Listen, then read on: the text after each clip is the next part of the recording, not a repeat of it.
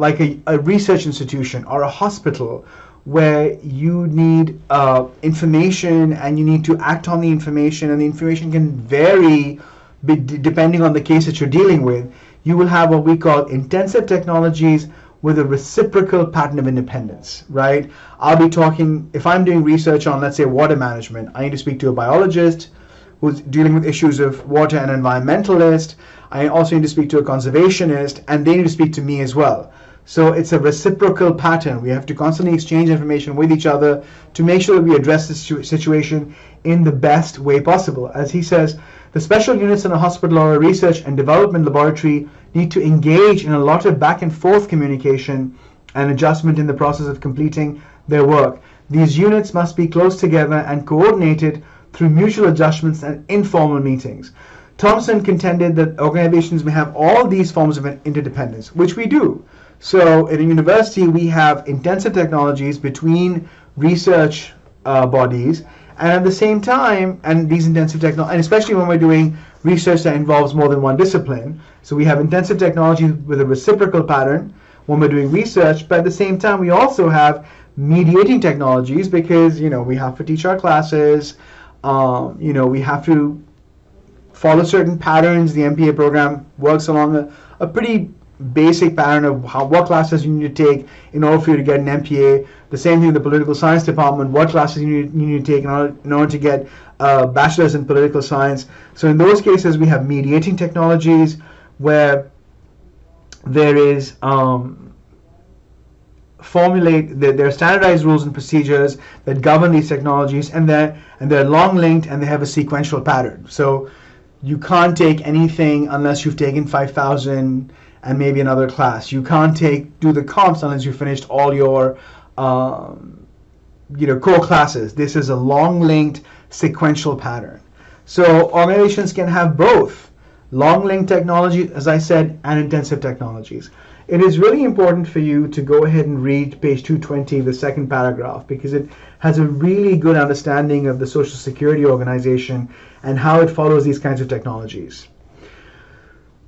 And then, of course, we have routine technologies where we have few exceptions and provide clear steps in response to any issues that occur that have high analyzability. So a routine technology would be going for a driver's license. It's pretty routine in terms of what you need to do to get a driver's license.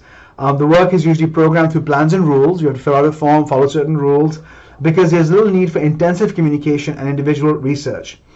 Non-routine technology, of course, involves many exceptions, which are less analyzable when they occur. Units and organizations doing this type of work tend towards being flexible and polycentric structures with power and discretion widely dispersed and with much interdependence and mutual adjustment. So if we're coming up with a new program, let's say we're doing a master's or a certificate program in health management, or sorry, not health management, in nonprofit management. If we're doing that, we can no longer follow the routine way of what we're doing. We might have to do what we call non-routine, examine how it would work in the MPA program in our department, figure out, be much more flexible as to how we're going to be providing it to our students. And then, of course, we have craft and engineering technologies. Craft technologies, of course, are no easily programmed solutions when they occur. So a craft technology would be a one on painting in the art department. If someone is painting, that's a craft, because there's no one way to paint. Each highly evolved artist would do a completely different thing. The same thing with engineering technologies. Engineers may encounter many variations, but they can respond in systematic program ways. So my younger brother used to work on oil rigs, figuring out the connections between pipes. He was an engineer. And whereas the rules are the same, each oil rig pipe, he would say to me, and the connection was different. So there were small variations in each of the oil rig pipes that he had to be aware of, because even though the rules were the same, based on the amount of oil they were pumping out, based on the kind of sea that they were in, based on how old the oil rig was, it was a completely different sort of understanding. Information technology, of course, influences structure as well, because the more IT processes we have, the more IT we use, such as email, websites, the ability for us to provide services through information technology, the structure will change. We may not need as many employees, we may not need as many meetings, we may not need as much space. So that changes structure as well. And then of course, strategic choice. Depending on where you want to go in a certain organization will influence the structure. So if the CSU, we have a CSU that has two structural buildings, right? We have two structural campuses. We have CSU Turlock, or the campus in Turlock, and we have the campus in Stockton, right? That is our strategic choice, to make sure that we allow for two actual geographic locations for our students to get an education. That's a strategic choice that we have made.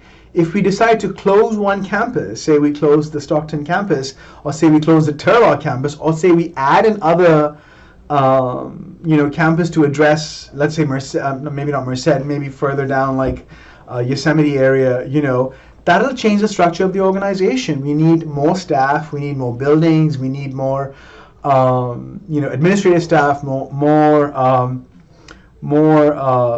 professors. So strategic choice, where we decide to move, what we decide to do, can also change our structure. So how then do we create certain kinds of designs that would help the organization figure out what works best for it? So from page 224 to page 232, they talk about the idea of design strategies, the strategies that we can use to designing an organization such that it corresponds with the environmental complexity and its strategy and the technology that it plans to, the technologies that it has to use, as well as the other paradigms that we've talked about. So Galbraith in 1977 talked about certain design strategies. Mintzberg talked about others, and we'll go through all of these step by step. So Galbraith proposed a set of techniques for designing and coordinating activities based on the basis of information processing. So how an organization processes the information that passes through it will determine the way it is designed. If an organization has large levels of uncertainty, so if it's a government organization that is dealing with issues of national security, high levels of uncertainty means that an organization is going to be designed differently than if it is an organization with high levels of certainty. What Galbraith found was, when companies grow, as a company gets bigger, as an organization gets bigger, the level of uncertainty grows, because of course larger organizations are designed for larger swaths of consumers, right? Larger swaths of citizens. More uncertainty means more information is needed to make decisions. So what Galbraith said was, organizations employ a mix of alternative modes for coordinating these activities. First and foremost, they use hierarchy of authority, in which superiors direct subordinates, answering their questions and specifying rules and procedures for managing the information processing load. As uncertainty increases, it overwhelms these approaches. The next logical strategy is then to set plans and goals and allow subordinates to pursue them with less referral up and down the hierarchy and with fewer rules. They can also narrow spans of control, so that superiors must deal with fewer subordinates and can process more information decisions. The whole idea being reducing the uncertainty. Either we can reduce uncertainty by giving our subordinates more power, or by making certain, giving them rule books and saying, this is how you're going to deal with it. This is your manual for dealing with it. So for those of you that work in, I know some of you work in organizations where you may not have a direct boss who's constantly sitting over your head, but you have a rule book, right? So that's a span of control. That's a way of reducing uncertainty. Or if you have 100 employees and in the past you only had 2 managers, they might have 5 managers and give each manager 20 employees, so they reduce the span of control for each manager. Galbraith defined uncertainty as the gap between the information that is required and the information that is possessed by the organization. Uncertainty is the consequence of three problems. Why do we have uncertainty? Well, first of all, we may have diversity of goals. So when we look at the issue of national security, what does that mean? Does national security just mean protecting us from outside influences, or outside influences that may mean to harm us? Or does national security also mean protecting us from inside influences that may mean to harm us? Does it also mean monitoring and scanning American citizens, and also monitoring and scanning the environment outside America? Does national security also mean keeping certain values that are important to Americans, part and parcel of security? So 30, 40 years ago, LGBT issues may have been a threat to national security. 50, 60 years ago, I know for a fact, if someone was a socialist, he or she was a threat to national security.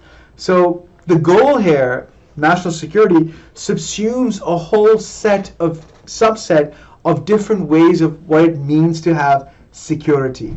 So the diversity of goals, what does it mean to have or to create national security? The more diverse our goals are, the more uncertainty we have as to how do we structure an organization based on this. The level of goal performance, So as long as we counteract every threat, as long as we make sure, going back to the national security issue, as long as we make sure that our borders are secure,